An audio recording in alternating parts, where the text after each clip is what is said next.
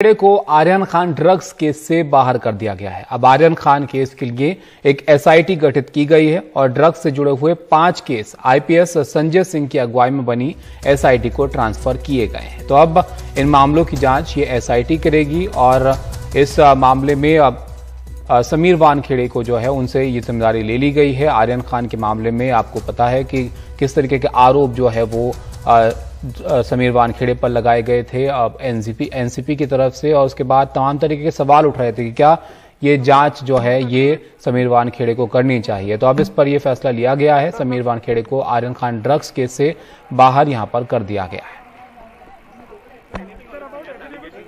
सुनील सिंह और मुकेश हमारे सहयोगी हमारे साथ बने हुए हैं, उनके पास चलते हैं। अब सुनील जी, ये सवाल अब बड़े वक्त से उठ रहा था कि क्या इस मामले की जांच अब भी समीर वानखेड़े को करनी चाहिए, जब उनके खिलाफ खुद जो है मामले की यहाँ पर जांच चल रही है। अब इनको हटा दिया गया है, तो कैसी प्रतिक्रिया आ रही है वहां से? बिल्कुल, ये बहुत ही स्वाभाविक था। जिस तरह से आरोप लगे थे, खास करके आर्यन खान के मामले में, यानी क्रूज शिप ड्रग केस के बाद, उसके बाद से विजिलेंस जो है टीम आई थी, वो यहाँ पर जांच भी कर रही थी। जो एक गवाह है उसी ने आरोप लगाया था कि किस तरह से पैसे की डील की बात हुई थी। तो स्वाभाविक तौर पर इस तरह का कहीं कैस लगाया जा रहा था कि अब इस मामले से कम से कम जब तक जांच तभी जो है कि सही हो सकती है जब वहां से उस केस से इनको हटा दिया जाए। लेकिन बहरहाल अब जाकर आज दोपहर में भी हम मिले थे, दोनों अफसरों से मिले थे, जोनल से और डीडी दोनों से। तब तक इस तरह की कोई भनक नहीं थी, लेकिन अब चूंकि खबर आई है कि समीर वानखेड़े के पास से ये जो केसेस थी, जो कि 6 केसेस है, जिसमें कि एक क्रूज शिप ड्रग केस यानी कि जो आर्यन खान वाली केस है, वो भी दिल्ली के एसआईटी टीम को दे दी गई है। यानी समीर वानखेड़े तो जोनल डायरेक्टर हैं, इन केसेस के आईओ अलग अलग दूसरे अधिकारी हैं, लेकिन चूंकि इस जोन के तहत आता है, तो इस जोन की मुंबई जोन की 6 जो है मामले हैं, वो पता चलने में आया है कि वो दे दिए गए हैं दिल्ली के एसआईटी को, जो गठित हुई है, जिसके नेतृत्व आईपीएस अफसर हैं संजय कर रहे हैं। तो अब ये जो मामले हैं, इनको लेकर एसआईटी जो है वो जांच करेगी। हमारे साथ हमारे दूसरे सहयोगी भी बने हुए हैं, मुकेश, उनके पास चलते हैं। मुकेश, आईपीएस संजय सिंह की अगुवाई में ये एसआईटी जो है अब इस मामले की जांच करेगी। इनके बारे में थोड़ा बताइए, एसआईटी में कौन कौन लोग हैं वो, और दूसरा जो बाकी 5 केस भी जो है इनको दिए गए हैं, इनमें अभी तक क्या अपडेट है? देखिए, समीर वानखेड़े को उनके पद से हटाया नहीं गया है। वो इस केस की जांच नहीं, जो मेन केस है आर्यन खान वाला, इस केस की जांच नहीं करेंगे, लेकिन वो एनसीबी के मुंबई जोनल के डायरेक्टर बने रहेंगे। बाकी जो केसेस हैं उनकी जांच करेंगे। कुल 5 जो हाई प्रोफाइल केस हैं, जिसमें कई केस बॉलीवुड के हैं, ये सारे केस उनसे ट्रांसफर कर आईपीएस संजय सिंह को दिए गए हैं। आईपीएस संजय सिंह डीडीजी हैं एनसीबी में और उड़ीसा कैडर के आईपीएस हैं, जो इस बड़े जो हाई प्रोफाइल केसेस हैं उनकी जांच करेंगे। क्योंकि इसको लेकर लगातार कई गंभीर सवाल खड़े हो रहे थे।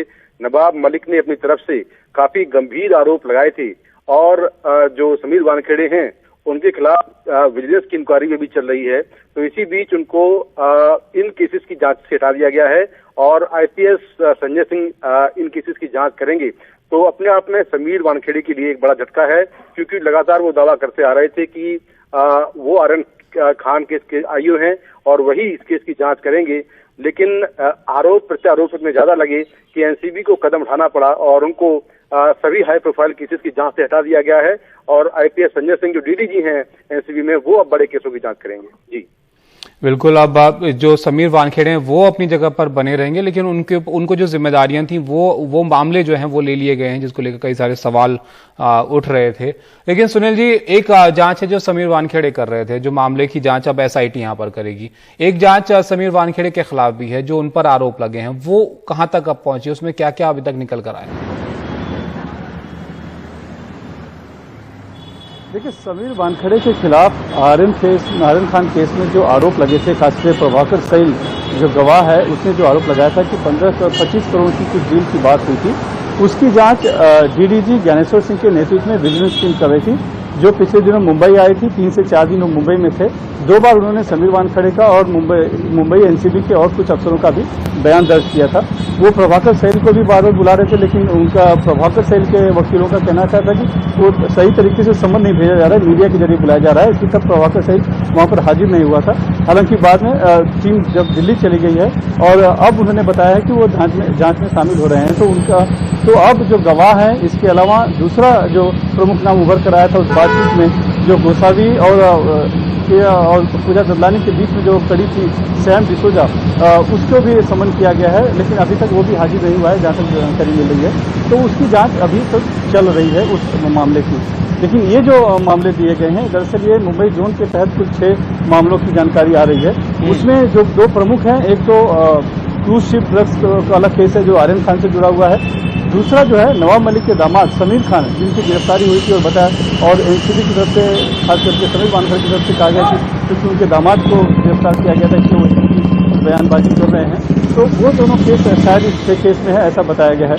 और दूसरी बात है, जैसे ये खबर आई है कि 6 मामले समीर वानखेड़े के पास से हटाकर दिल्ली की एसआईटी टीम जांच करेगी। नवाब मलिक ने फिर से एक ट्वीट किया है और उन्होंने कहा है कि पूरे सिर्फ 6 मामले ही नहीं, पूरे 26 मामलों की जांच होनी चाहिए, क्योंकि जो एक पत्र उन्होंने बीच में प्रेस कॉन्फ्रेंस की थी और घोषित करके दिखाया था कि एनसीबी के एक अफसर ने ही लिखा था, हालांकि वो अज्ञात व्यक्ति नाम नहीं था उस पर खुद बताया गया था कि 26 जो केसेस हैं उसमें गड़बड़ियां हुई हैं।